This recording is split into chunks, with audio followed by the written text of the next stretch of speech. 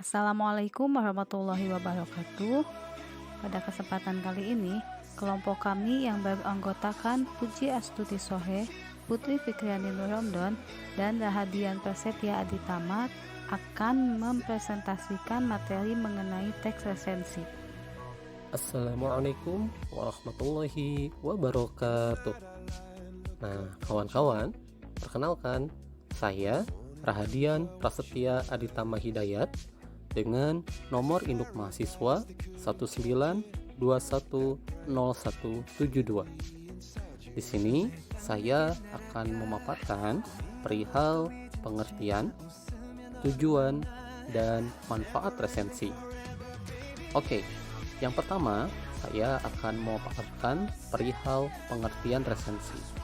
Tentunya saya yakin teman-teman semua sudah tidak terlalu asing dengan apa itu resensi. Nah, pertama-tama teman-teman, saya akan memaparkan tentang pengertian resensi secara etimologi.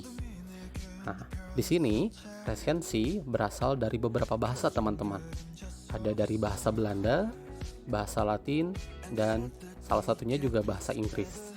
Nah, dari ketiga bahasa itu semuanya merujuk tentang arti dari resensi tersebut adalah mengulas kembali atau juga melihat kembali. Begitu.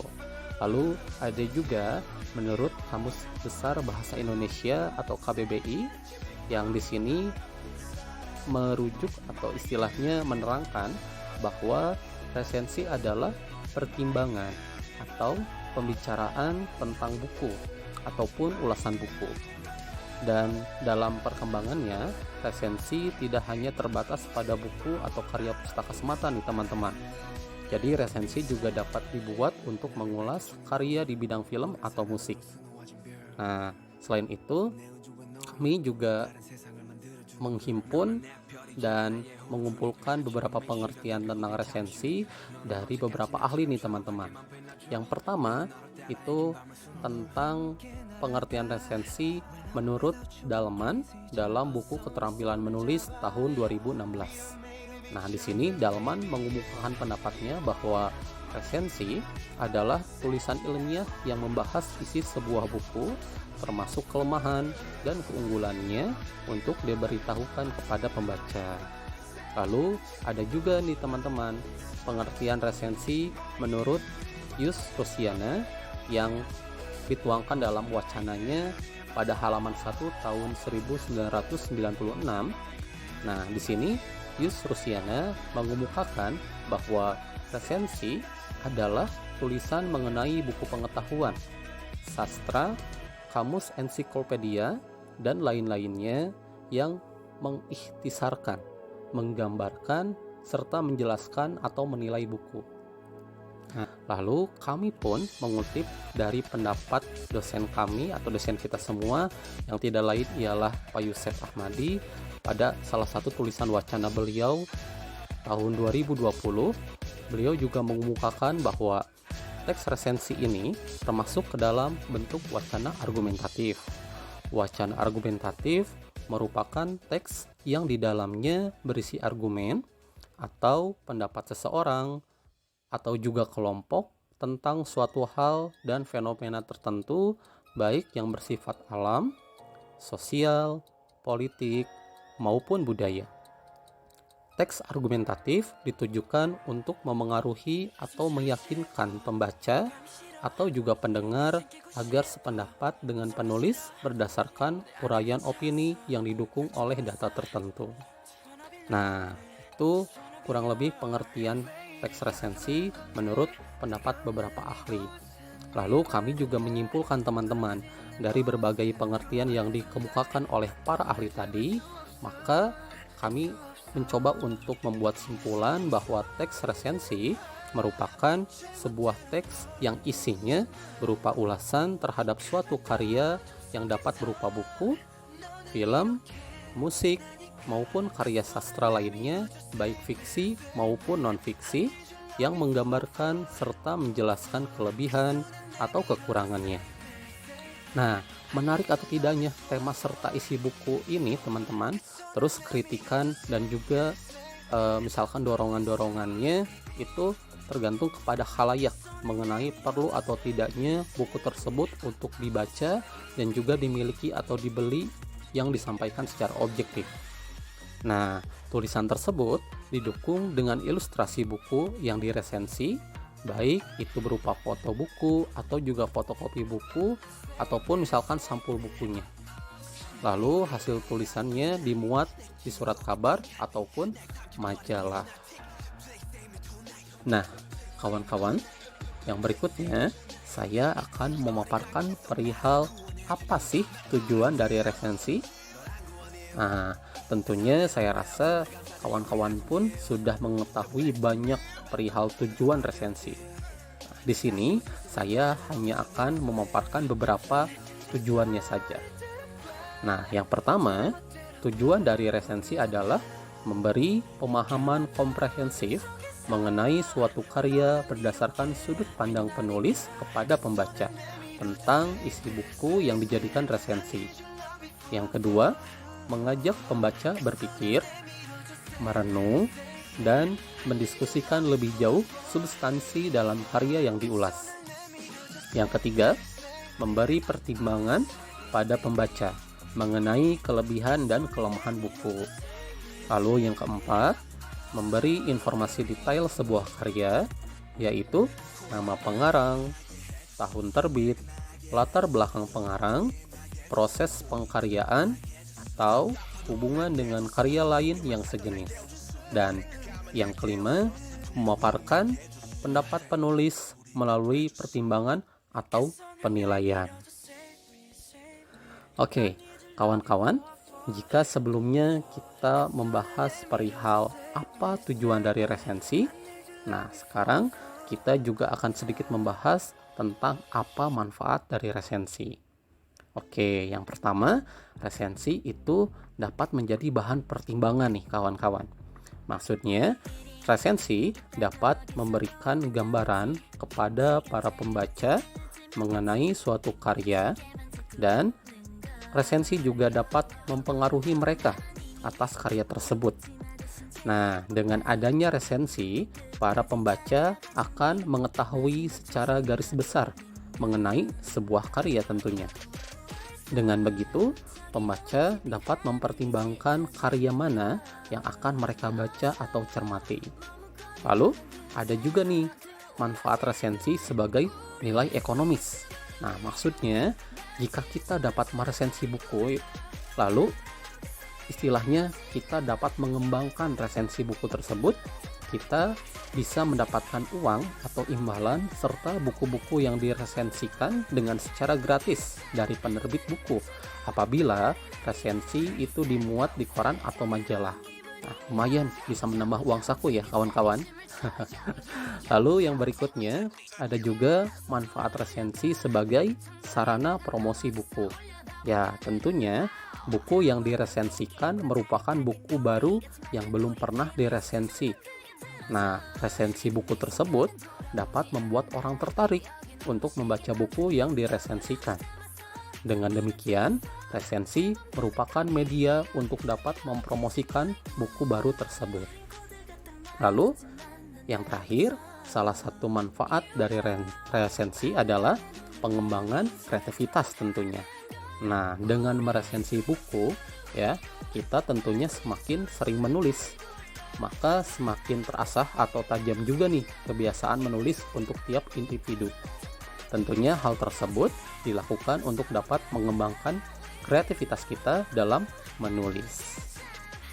Perkenalkan, saya Putri Fikriani Nuromdon dengan NIM 19210132. Di sini saya akan menjelaskan mengenai jenis-jenis resensi. Jenis-jenis resensi itu ada 4. Yang pertama, resensi informatif. Resensi ini isinya hanya informasi tentang hal penting dari keseluruhan isi buku secara umum, atau biasanya hanya berisi ringkasan atau rangkuman mengenai substansi suatu karya. Dan yang kedua ada resensi evaluatif. Pada resensi evaluatif ini hanya dibahas secara lebih dalam dan detail setiap bagian atau babnya. Selebihnya, penulis memaparkan penilaian mengenai kelemahan dan kelebihan karya tersebut. Yang ketiga ada resensi informatif dan resensi informatif evaluatif. Resensi ini merupakan perpaduan antara ringkasan karya dan penilaian baik buruknya. Selain memberikan informasi mengenai substansi suatu karya, resensi jenis ini disertai dengan evaluasi subjektif dari penulis. Dan yang keempat ada resensi kritis. Jenis resensi ini adalah resensi yang berbentuk ulasan detail yang disertai dengan metodologi ilmu pengetahuan tertentu. Dalam teks resensi juga memiliki unsur-unsur pengikatnya. Lalu, apa saja sih unsur-unsur resensi? Nah, unsur-unsur resensi ini dibagi ke dalam 4 bagian. Yang pertama ada judul, di mana judul ini dibuat setelah keseluruhan isi teks resensi dibuat. Maka penulis harus membuat judul yang sesuai dengan keseluruhan isi teks. Yang kedua ada identitas buku. Jika yang diresensi adalah buku, tentunya ada yang perlu diperhatikan oleh seorang penulis, di antaranya judul buku, pengarang, penerbit, tahun terbit beserta cetakannya, dimensi buku, dan harga buku. Yang ketiga dari unsur-unsur resensi itu adalah isi resensi. Bagian ini berisi tentang sinopsis atau ulasan singkat buku, di mana sinopsis dilengkapi dengan kutipan singkat dan keunggulan serta kelemahan buku. Selain itu, rumusan kerangka buku dan bahasa yang digunakan pun diikutsertakan dalam penulisan teks resensi. Dan yang terakhir dari bagian unsur-unsur resensi adalah penutup resensi buku, di mana pada bagian penutup ini penulis memberikan pendapat pribadinya yang berisi alasan kenapa buku tersebut ditulis dan kepada siapa buku tersebut ditujukan. Sekian dari saya dan terima kasih. Perkenalkan, nama saya Puji Astuti Soheh dengan NIM 192101130. Di sini saya akan memaparkan mengenai struktur resensi. Yang pertama ada identitas. Pada bagian ini mencakup judul, pengarang, penerbit, tahun terbit, tebal halaman, dan ukuran buku. Yang kedua ada orientasi. Pada bagian ini terletak di paragraf pertama yang menjelaskan tentang kelebihan buku seperti penilaian yang baik dari sisi pembaca. Penulis juga bisa memaparkan penghargaan yang pernah didapatkan oleh buku yang diresensi. Yang ketiga ada sinopsis, yaitu berupa ringkasan yang menggambarkan pemahaman penulis terhadap isi buku. Dan yang keempat adalah analisis, yaitu berupa paparan tentang keberadaan unsur-unsur cerita seperti tema, penokohan, dan alur. Dan yang kelima adalah evaluasi, yaitu berupa pemaparan tentang kelebihan dan kekurangan buku. Yang selanjutnya yaitu contoh dari teks resensi. Yang pertama adalah judul resensi, misalnya judulnya David and Goliath ketika si lemah menang melawan raksasa. Kemudian pada bagian selanjutnya yaitu data buku atau identitas buku. Misalnya berupa judul, misalnya David and Goliath ketika si lemah menang melawan raksasa. Kemudian nama penulisnya Malcolm Gladwell. Kemudian ada alih bahasa yaitu Zia Ansor, penerbitnya PT Gramedia Pustaka Utama, cetakan ketiga Februari 2014, tebal buku 301 halaman, dan nomor ISBN-nya. Nah, yang selanjutnya adalah pada bagian pendahuluan. Contohnya seperti ini. Malcolm Gladwell membuka bukunya dengan kisah Daud dan Goliat yang dapat kita temui di kitab-kitab. Namun, dia menarasikan sosok Daud sebagai seseorang prajurit di posisi artileri, prajurit dengan proyektil atau pelontar batu. Dengan posisi ini, Daud mudah saja mengalahkan Goliat dalam posisi infanteri, hanya dengan kekuatan lontaran 34 meter per detik. Gladwell memberi alasan logis dan menerangkan sudut pandang lain terhadap satu kisah. Ia membalikan fakta siapa yang lemah dan siapa yang kuat antara Daud dan Goliat. Nah, cerita Daud dan Goliat adalah pengantar dari cerita-cerita berikutnya. Gladwell menuliskannya pada buku setebal 301 halaman berjudul asli David and Goliath, Underdog Misfits, and the Art of Battling Giants. Buku ini terbagi atas 3 bagian dengan masing-masing 3 bab, 9 bab yang semuanya memiliki latar belakang berbeda, mulai dari olahraga, sejarah, kedokteran, pendidikan, seni, politik, hukum, psikologi, dan sebagainya yang mewakili banyak hal yang terjadi di dunia. Nah, itu adalah contoh dari bagian pendahuluan. Kemudian ada bagian tubuh dan pernyataan resensi. Salah satu contohnya yaitu Gladwell juga melibatkan banyak tokoh dalam ceritanya, mulai yang penting sampai yang kurang penting.